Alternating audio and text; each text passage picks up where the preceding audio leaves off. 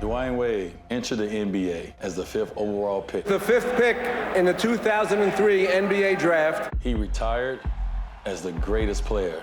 Dwyane's the greatest player. The greatest player. Greatest player ever. The greatest player to ever play for this organization.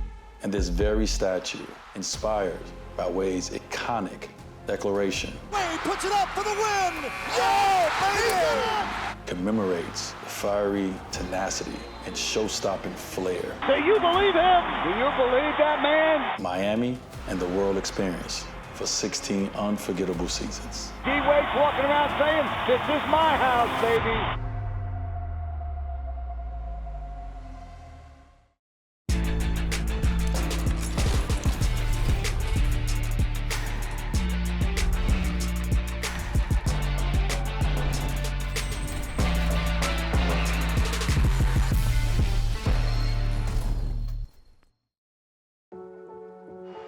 Next year will be a statue 8 feet tall.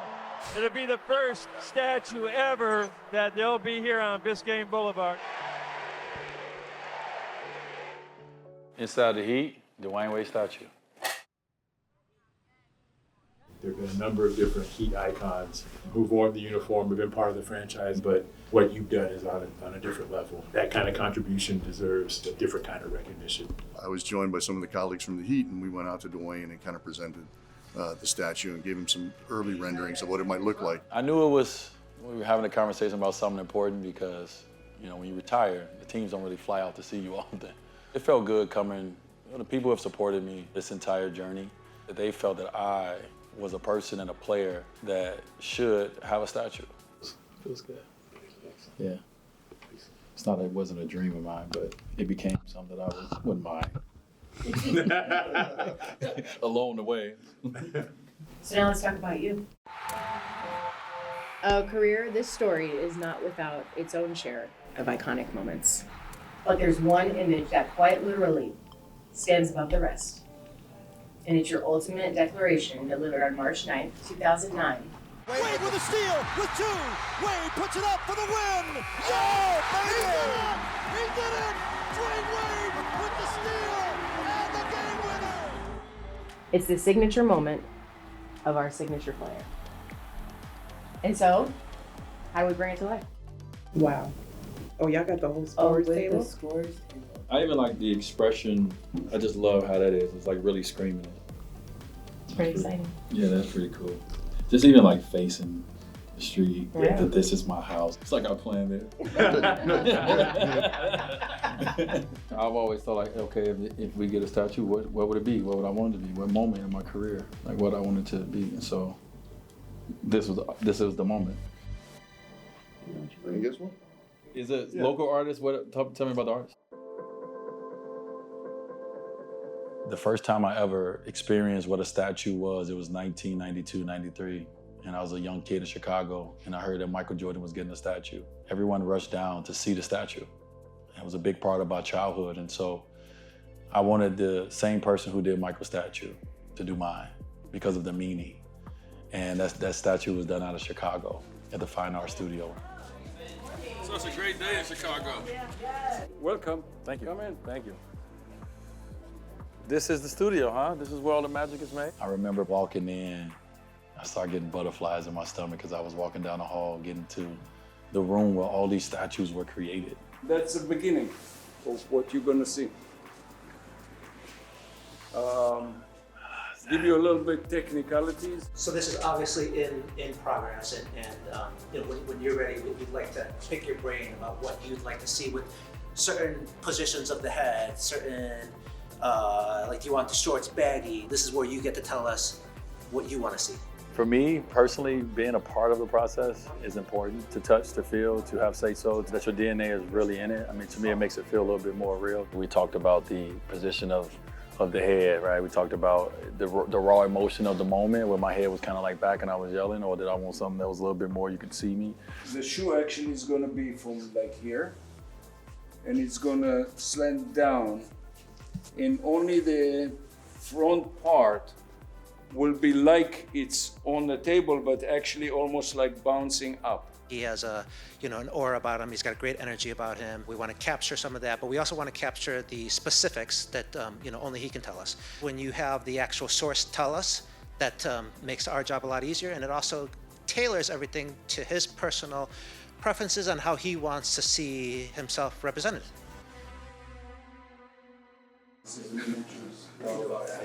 This is my childhood right here, bro. I'm like, I remember this moment, man. I had never heard of no one getting a statue at that time. Like, it wasn't nothing I had heard of, so it was cool. Itamar would like to photograph you, if you can give us a few minutes. Just that we'll have a little more on the physique. So you become a statue, D? I'm becoming a statue right now. This is the making of becoming a statue. You're one of 14 NBA players to have 14? To have a statue at an arena. What does the significance of that mean to you? Yeah, I mean, we all love to be a part of exclusive clubs. It feels like it's cool, and I'm here to tell you that it is. Talk to me. Keep it going. They didn't know you was gonna be here. This is what we talking about right now. All-star. This is what we talking about. You got the 3 rings. This in this building. What? At this point? To go through my NBA career and to be a part of all the clubs, that was amazing. But this is the after. This is something that, this goes way, way, way beyond basketball. To have a statue at your team's arena is special. I never would have thought it would be me. Never something I even dreamed of. But it's something I feel like I earned. It's something I worked my butt off for. So I'm proud of it. See you guys on the next round. Definitely. Thank you, legend. It really means a lot to me. Thank you, legend. We want you to know that.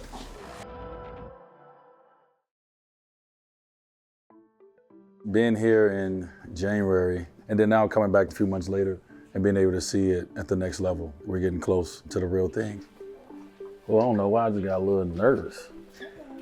My heart pumped a little bit when I walked down. When I walked in, my heart took a little like, me and my gun. Last time we seen him, like, it wasn't even the same. Like, you can't even, so different. It's cool to see it like this. I wanted to see the statue all the way through. I didn't want to be one of those guys that kind of mellowed in and say, oh, y'all got it, because I didn't want to be disappointed. We're very appreciative for the whole team to come today.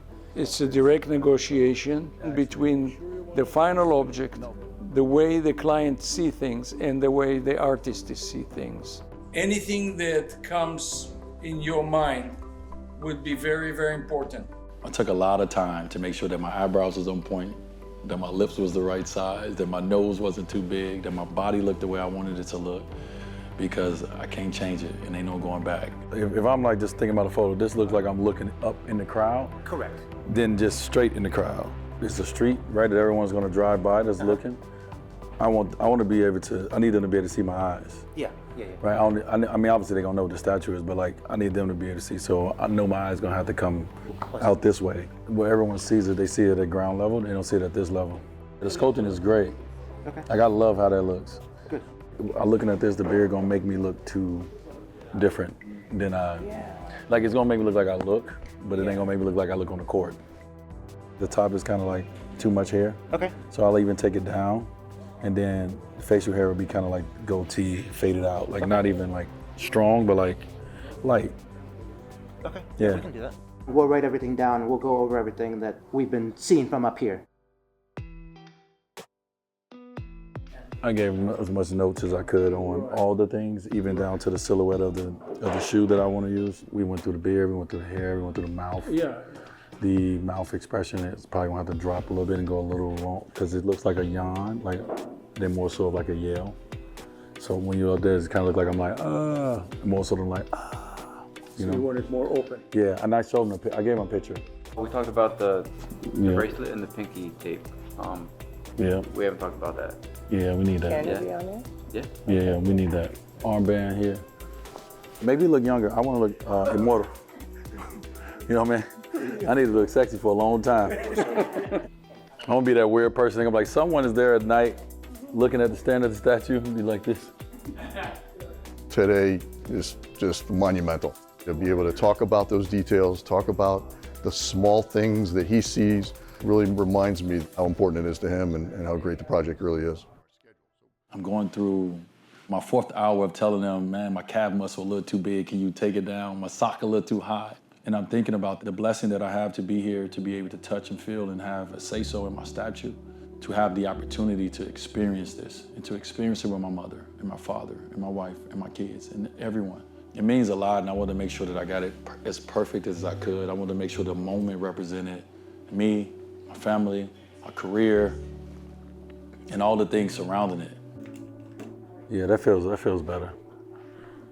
I went through the entire process, from the wiring process to the clay process, and then it was going to the bronzing process.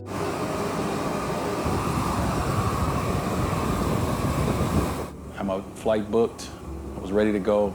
I had a good friend of mine say, you know what, maybe you shouldn't go. Maybe you should actually leave something of surprise for yourself.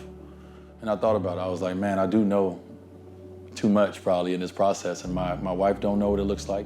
My parents don't know what it looks like. And so I decided at that moment to not go and to not see the bronzing, because I do want a moment of surprise for myself. And so last time I seen it was in clay in Chicago.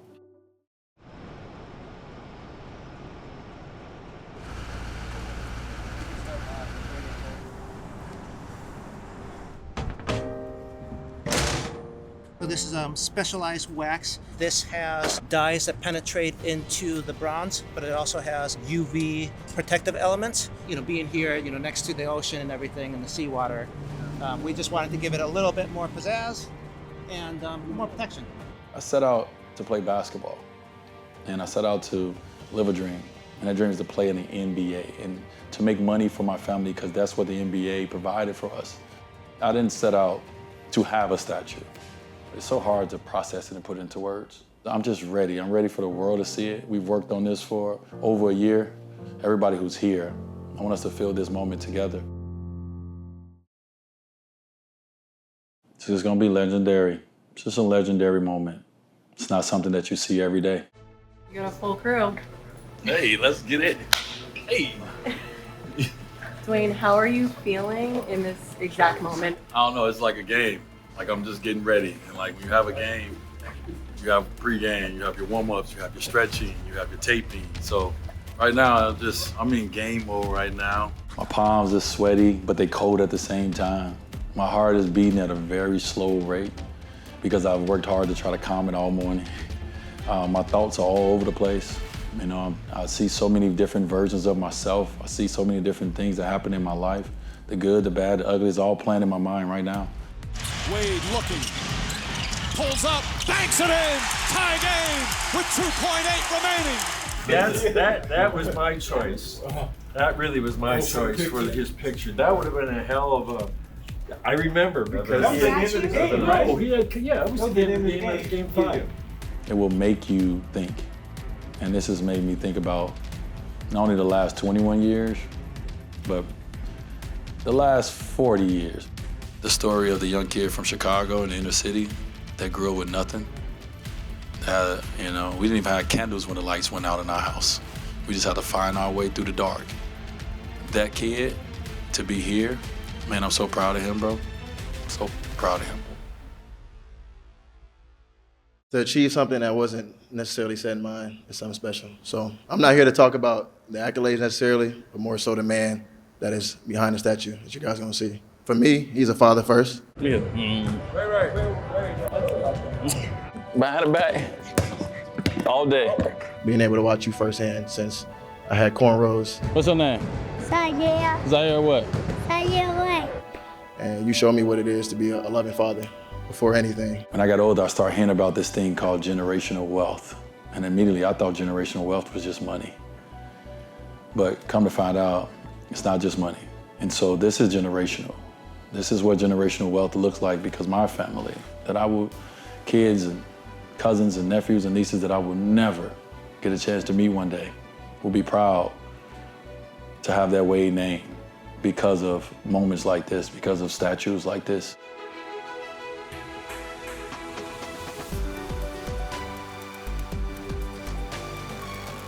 I can't process this. It's made me think about my whole life, and it's all racing back so so quickly to my mind that I hope that when I get on that podium that I have something to say and not cry and not have tears and actually have some words to give. I've written so many speeches. I've thanked everybody as many times as I can. I've come up with cool phrases and cool words to express these different moments. And I didn't have it for this one. I couldn't think of anything because this is out of body, y'all. This is nothing that you can dream of. The way I look is one of my favorite parts of the statue. I feel like we captured the moment to perfection. I feel like it's simplicity in it, simply beautiful. And if I didn't want to add too much to the statue, I wanted it to just speak for itself. And so I think it's just simply beautiful.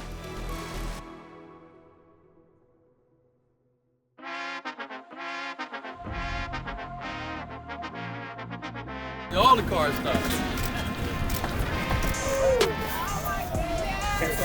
Oh, wow. You gotta touch it. We Boulevard, you gotta touch it. This is the first stop. We Boulevard. That's it. Boulevard, baby. Look, I'm on private streets, what y'all telling me. I do block parties on my own street.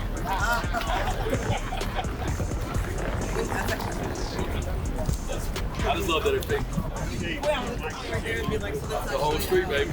To be able to walk hand in hand with my mom and my wife down the street of Dwyane Wade Boulevard and have my kids that was present to be here, to be able to touch and have all of our hands on there together at the same time. Just a proud dad moment. Just a proud dad, proud son, proud husband. Coming here as a young kid, 21 years old, and now a 42-year-old man, and to be able to experience something like this with everybody, so this is one of the dopest moments of my life, simply put. You gotta go. All right, baby. Hello. Good to see you again. Hello. Hello. Hello, camera. So my wife asked me today when I woke up, she was just like, immediately, she was like, so, how does it feel? And I was like, I don't feel it. And that's what I said in my speech is like, I want to feel it today because you just move on. What's super cool was just pulling up right now. I was sitting at the light and I was just looking at the statue from afar, but I was looking at the cameras and the people out there. And I was like, look, it's so cool. Yeah, I was just like, that's so cool. What makes this moment of being celebrated for my statue in the arena different than the jersey retirement and the Hall of Fame announcement or coming back with a gold medal and all these things and all these moments I've had in that arena.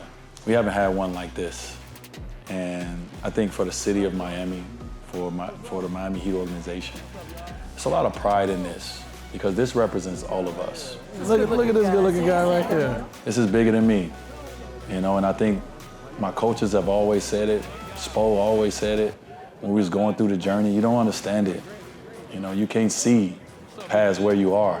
Thank you for everything you do for Miami, huh? Thank you, man. You are the awesomest dad ever. Thank you for being so a great much. LGBT ally. It's just great to continue to bring more, just have more moments that we get to share together. Not the outside world, but we get to share in that arena together. Oh, it's crazy! I'm fanboying hard to tell. Nice job. You got Tom Green over here. You got Tom Green. Go! Go! Look at that, man. Look at That's gum. Look at this detail. That's gum. My address is right here, 59th and Prairie, 14051 South Clair Boulevard. Look at this, coach. It's great, man. My mom's name on the back. Oh, wow. My dad's name on the back. I put Hank name, rest in peace, Hank down here. Can I take a photo with my coach right here? So let's take a photo right here. You go through life and you hear so many people pouring into you. You know what I mean? Like, so many people going through here, they just pouring into you. Man, you're the man. Man, you're great. And that's affirmations. They don't get affirmations from people all the time. And so I appreciate it. Heat fans, please continue to direct your attention to center court for the official proclamation and naming of Dwyane Wade Boulevard. I've heard that so many times from different people that I've changed this city, that I've put on for this city. I don't know how they really accept that. I've heard it from UD, and this is his city. And for them to give me that nod and a salute, to call this Wade County, To call this my city, I just try to represent it the best way I can. No matter where I go in life, I'm representing Miami.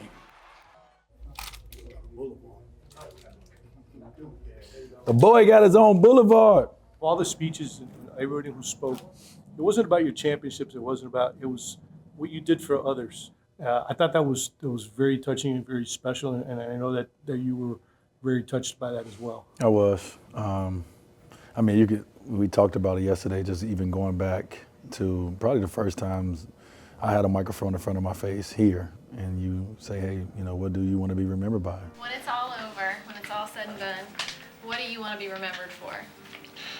When basketball is all over, when everything is all over, I just want to be remembered as a person that was a good person, that, forget the accolades or forget everything I did basketball-wise. I want to be remembered as a good person, a person that put smiles on people's faces, a person that when you say his name, they be like, yeah, Dwyane was a great guy. I think I did younger Dwyane pretty well.